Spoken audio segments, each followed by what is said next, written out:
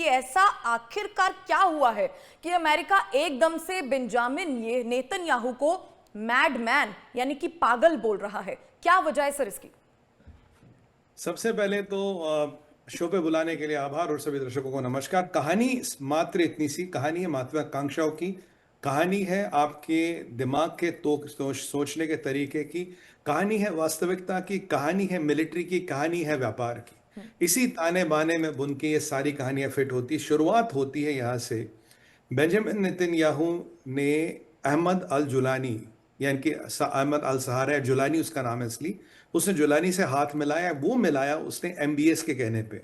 MBS जो Saudi Arabia के crown Prince है, सऊदियों ने बोला हम आपके यहाँ $600 बिलियन का इन्वेस्टमेंट करेंगे, आपको जुलानी को से आप जरा हाथ मिलाइए, क्योंकि जुलानी और सीरिया पे था शिया ईरान का वर्चस्व, अब हमारा वर्चस्व चलेगा, इसलिए जरा आप इनसे हाथ मिलाइए। कतरियों ने इनको प्लेन दिया, कतरियों ने इन्वेस्टमेंट की बातें की, ट्रम्प साहब ने हाथ मिलाया। ये पहले की कहानी थी। तब से इजराइल इससे कंफर्टेबल नहीं है, क्योंकि जुलानी का जो इतिहास है वो प्रमीर जी आतंकवादी रहा, ये आईसिस के लिए काम कर चुका है, या अलकायदा के लिए काम कर चुका है, इसने कई लोगों को मोट के गांठ उतारने का काम किया। वैसे आजकल सूट और टाई लगा के घूमता, वो बात अलग है। तो इससे इजराइल के राष्ट्रपति और इजराइल के डिफेंस मिनिस्टर, इजराइल कट्स जिनका नाम है, वो कंफर्टेबल नहीं थे। शुरू से उन्हें इस पे आपत्ति थी। कहानी चलती रही चलती रही। वो इन पे भरोसा नहीं करते, वो इन पे भरोसा नहीं करते। एक आध दो बार मिसाइलें भी आई सीरिया से, उनको उन्होंने इंटरसेप्ट कर दिया। धीरे धीरे जब ईरान के साथ युद्ध विराम हुआ तो ईरान ने अपने प्रॉक्सियों की मदद से फिर चीज़ों को गरमाने की का प्रयास किया। अब ये जो जुलानी है, ये वेस्ट के साथ भी जा सकता है, ये ईरान के साथ भी जा सकता है। जी। जुलानी को चाहिए हथियार, बिना हथियारों का उसका कोई वर्चस्व नहीं है। और ये जो अमेरिका है, अमेरिका को चाहिए वहां तेल जो कुर्दिस्तान में है, और अमेरिका सऊदी को, फ्रांस को, यूके को, यूएई को और कुछ जॉर्डन को चाहिए वहां कुछ 100 करोड़, कुछ 100 बिलियन डॉलर, करोड़ तो क्या छोटा कह दिया मैंने, कुछ 400-500 बिलियन डॉलर का नया जो सीरिया बनेगा, जो 30-40 साल से युद्ध में बर्बाद हो, उसको बनाने का जो ठेके मिलेंगे, जो कॉन्ट्रैक्ट छूटेंगे, उनमें उनकी नजर है। पैसा कहां से आएगा जी? पैसा आएगा वर्ल्ड बैंक से, पैसा आएगा आपका आईएमएफ से, दुनिया भर का पैसा वहां लगेगा। और यहां दो चीजें बटेंगी, एक तो तेल, तेल का पैसा, और ये जो बड़े बड़े ठेके आएंगे इनका पैसा। इन्होंने, ये इनका गेम प्लान था, ये इनकी रणनीति थी। इन्होंने क्या बताया? बशार असाद बहुत आताताई था, जुलानी के आने से सीधे परिस्थितियां ठीक हो गई है, सीरिया नॉर्मल हो गया, अब रिबिल्ड होगी, अब तेल को निकालेंगे। इसमें इनके साथ शामिल है तैयब अर्दोगन, जिसकी कुर्दों से तो नहीं बनती, पर इस अलायंस में उसको भी थोड़ा बहुत मिल जाएगा अपना हिस्सा पानी, तो वो भी शांत बैठा था। ये कहानी चलती रही। पर जुलानी आतंकवादी है, जुलानी की मानसिकता में वो इस्लामिक जहाद है, जिसको जिसके लिए वो जिंदगी भर लड़ा है। वो लेट्स मतलब हम अपने आप को ये ना कहे कि वो कोई बहुत बड़ा मानुस है। उसने इस्लामिक जहाद के नाम पे, इस्लामिक आतंकवाद के नाम पे पता है कितनों की गर्दनें काटी, कितने लोगों का खून बहाया। ये एक वास्तविकता है। अब क्या हुआ, ड्रूज और बेदुइन का झगड़ा होता है। जब ड्रूज और बेदुइन का झगड़ा होता तो इसमें जुलानी एक मौका ढूंढते हैं। जुलानी ने एक मौका ढूंढा, उन्होंने कहा यार हम जाके ये बेदुइनों की मदद करते ड्रूज के अगेंस्ट।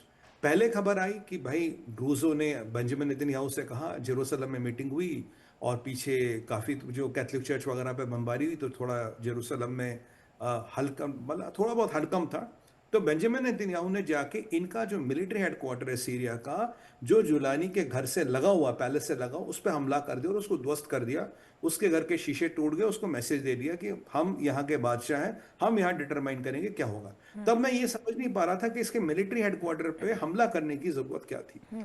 कल ये परतें खुली है, कल एक बहुत बड़ा वक्तव्य इसराइल से आया। अच्छा, जब ये घटना हुई तो ट्रंप साहब ने टीवी खोला, तो ट्रंप साहब के कुछ लोग कह रहे हैं कि वो कह रहे हैं कि बेंजामिन नेतन्याहू पागल हो गया, आज यहाँ बमबारी करता, आज वहां बमबारी करता है, क्या इसको रोज सुबह सुबह उठ के बमबारी ही करनी है क्या? लोगों को मार के इसका मन भरता है क्या? भाई अगर ड्रूज और बेदुइन में लड़ाई थी तो तुम्हें इसमें इंटरवीन करने की जरूरत क्या थी? तुमने इनका मिलिट्री हेडक्वार्टर क्यों ध्वस्त किया? तुमने जुलानी के बाजू में क्यों बम चलाया? लोग पहले ये भी माना था कुछ देर के लिए जुलानी सीन से गायब था, शायद पलायन भी करने के फिराक में था। फिर परतें खुली। परतें ऐसे खुली है जी, देखिए, इसराइल के पास है गोलान हाइट्स, गोलान हाइट्स के से इनका बॉर्डर मिलता है सीरिया से। गोलान हाइट्स और उसके बीच एक जगह है सनाई, सनाई बफर जोन है। बफर जोन में इनका एग्रीमेंट था सीरिया के साथ, यहाँ ये डिमिलिटराइज रहेगा, आप ना आओ, ना आप यहाँ आओगे ना हम यहाँ आएंगे, ये क्षेत्र खाली रहेगा। पीछे बेंजामिन नेतन्याहू ने जब सीरिया में बशार की रजीम बदलती हुई नजर आई, उन्होंने अपनी फौजों को डिमिलिटराइज जोन में आगे, सनाई की तरफ आगे कर दिया और इसराइल का तोफखाना आगे कर दिया और सीरिया को बोल दिया मैं तुमसे मात्र 20 मिनट दूर हूं, अगर दिक्कत हुई तो, अगर आपने हमारी तरफ हरकत की तो हम आपसे 20 मिनट दूर हैं। अब ये बात जुलानी को खटक रही थी, जुलानी का स्टैचर कमजोर हो रहा था, जुलानी वीक दिख रहा था, लोगों को लग रहा था यार ये तो बहुत बड़ी बड़ी बातें करता, औकात कुछ है नहीं। ये जो बेदुइन और ये जो ड्रूज की लड़ाई हुई थी, इसमें जुलानी को एक मौका दिखा, जुलानी को मौका दिखा कि मैं ड्रूज बेदुइन की मदद करने के फिराक में, पहले इसने सेना भेजी, फिर इसने अपनी तोपें मुंह करनी शुरू कर दी। इसका आइडिया था बेदुइन का बहाना है इसराइल पे निशाना, जैसे ही डिमिलिटराइज जोन के पास पहुंचेगा इन तोपों का मुंह इसराइल की तरफ होगा, बेदुइन गए भाड़ में। जैसे आईडीएफ को यह पता लगा इन्होंने तोहफे मूव करिए, तो आईडीएफ ने आके इन सारी टैंकों को नष्ट कर दिया और फिर इसके मिलिट्री हेडक्वार्टर पे इसका हमला करके इसको जवाब दे दिया। इसराइल का सीधा सीधा कहना है डिमिलिटराइज जोन के पास अगर हमें सीरिया का कोई भी आर्मी दिखी या तोप दिखी हम उसको ध्वस्त कर देंगे, और तुम्हें तुम्हारी औकात दिखाने के लिए, तुम्हें बताने के लिए कि यहाँ का मतलब बाप कौन है, इसलिए हमने तुम्हारा मिलिट्री हेडक्वार्टर ध्वस्त कर दिया। अब ये जो अमेरिका को ये जो खबर आई वो अमेरिका के फ्यूज उड़ गए, क्योंकि ट्रंप आप जानते व्यापारी है, उन्हें 500-700 बिलियन डॉलर के कंस्ट्रक्शन प्रोजेक्ट दिख रहे थे। ट्रंप का खुद का कंस्ट्रक्शन बिजनेस है, उन्हें वो ऑयल का हिसाब किताब दिख रहा था। ट्रंप तो आप वहां अपनी गणर बैठ के लगा के बैठे थे, भाई यहाँ 400-500 बिलियन डॉलर का हिसाब किताब 4-5 साल में या $1 ट्रिलियन का हिसाब किताब बनेगा। अब इस बमबारी के बाद वो सारा समीकरण ध्वस्त होता है। क्यों? अब जो इन्वेस्टर थे आप उनको ये नहीं कह सकते जी सीरिया में सब कुछ ठीक हो गया, अब इन्वेस्टरों को ये नहीं कह सकते कि जुलानी कंट्रोल में, अब सीरिया के लोगों को ये भी नहीं कह पाओगे कि सब कुछ ठीक है। और सीरिया के लोगों ने एक और चीज देखी, 6 महीने हो गए जुलानी साहब को आए हुए, तब भी जब इजराइल आके ठोक सकता है, हमारे पास ना एयर डिफेंस है, ना कोई विकल्प है, ना कोई कुछ है। ये जो एक भ्रांति बनाई थी रजीम चेंज से स्टेबिलिटी आती है, रजीम चेंज से चीजें ठीक होती है, इसको बेंजामिन नेतन्याहू ने ध्वस्त किया। बेंजामिन नेतन्याहू एक्स कमांडो, ये कमांडो है बाई प्रोफेशन, ये इन्होंने आईडीएफ में काम किया, इनके बड़े भाई थे जो इदीबी में ऑपरेशन हुआ, जो सबसे बड़ा ऑपरेशन था इसराइल का, वो उसके बड़े भाई लीड करते थे, अनफॉर्चुनेटली वो मारे गए उसमें। तो ये कमांडो, इनका दिमाग कमांडो का। पुतिन को देखिए ये एक्स केजीबी है, इनका दिमाग भी कमांडो का, एक मिलिट्री माइंड है। अब ट्रंप का दिमाग है व्यापारी का, ये कंस्ट्रक्शन वाले व्यापारी, ये हर चीज को व्यापार की दृष्टि से देखते हैं। जब इनके व्यापार के समीकरण बदलते हैं, कहते हैं भैया पैसे का लॉस हो गया, ये क्या कर दिया तुमने, दिमाग पागल हो गया कि तुमने बमबारी कर दी। बेंजामिन नेतन्याहू कहते हैं अगर मेरे राष्ट्र को, मेरी राष्ट्रीय सुरक्षा को सेंध लगेगी तो मैं आपकी नहीं सुनूंगा, मैं जाके बमबारी करूंगा। क्योंकि जुलानी आतंकवादी है, जुलानी के आइसिस अलकायदा सबसे संबंध है, इस्लामिक जिहाद में मानसिकता वाला व्यक्ति है। मैं इस पे भरोसा नहीं कर सकता, ये आपका व्यापारी पार्टनर हो सकता है, मेरा नहीं हो सकता। मेरे देश को खतरा होगा तो मैं बमबारी करूंगा। अब ये जो समीकरण बदल गई, इसीलिए जो ट्रंप के कुछ लोग हैं वो बेंजामिन नेतन्याहू को मैडमैन कहते हैं। मैडमैन नहीं है, इजराइल के पास अपने रीजन है, और इजराइल ने जो किया प्रोवोकेशन पे किया बाय जुलानी। अगर जुलानी आर्मी नहीं भेजता, अगर जुलानी तोपे नहीं भेजता, ये बमबारी नहीं होती, बमबारी नहीं होती तो उसका मिलिट्री हेडक्वार्टर भी नहीं जाता और ये सारे समीकरण नहीं बिगड़ते।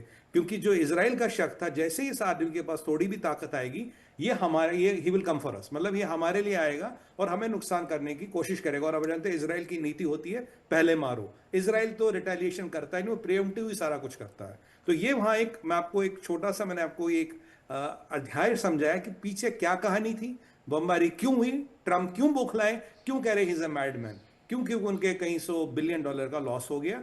बट इजराइल के लिए राष्ट्रीय सुरक्षा सर्वोप्रिय, जैसे भारत के लिए राष्ट्रीय सुरक्षा सर्वोप्रिय है, इजराइल भी उसी विचारधारा पे चलता है।